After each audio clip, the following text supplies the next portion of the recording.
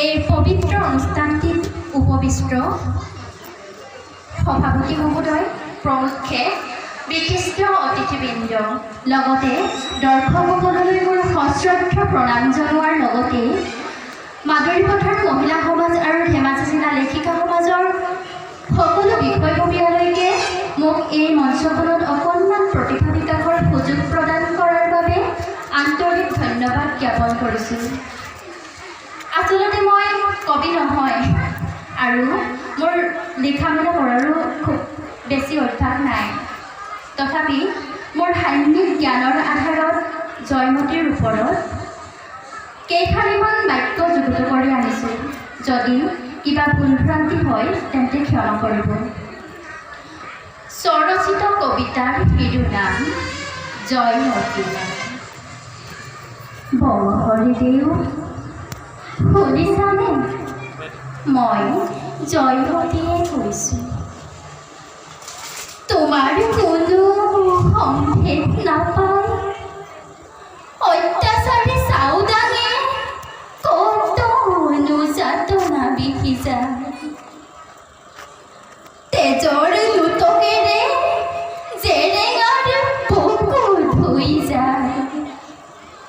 আজিও চপি উঠে মোৰ আত্মাই।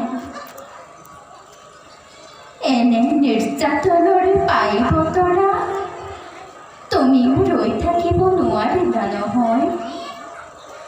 ছদ্মবেশী হৈ থপ উলিয়াই আহিলা।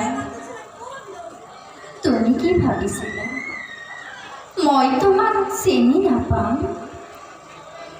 ল'ৰা ৰজাৰ অত্যাচাৰৰ ওচৰত মই হাৰ মানি যাম? নাই, ইমান দুৰ্বল নহয় মই। তোমাৰ দৰে স্থিৰ প্ৰজ্ঞ কোঁৱৰৰ জীৱন ৰক্ষক পত্নী, অসম দেশৰ জীয়ৰী, আহোমৰ ৰমণী মই জয়মতী কুঁৱৰী। হেৰৌ অধৰ্মী লালুক খোলা, পাৰি জানো তোৰ নিষ্কিন চিন্তাৰ জয়গান গাব? পাৰি জানো সক্ষমতাৰে সিংহাসন ল'ব?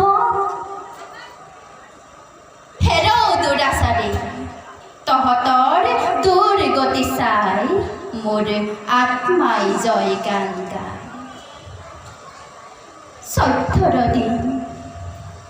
14 দিনীয়া অকথ্য অত্যাচাৰৰ শেষত সতীত্ব, বংশ আৰু দেশৰ হকে প্ৰাণৰ আহুতি দিলোঁ হয়।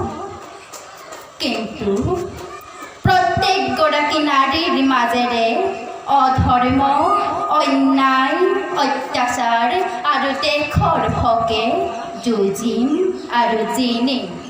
জয়মতী মই। ধন্যবাদ।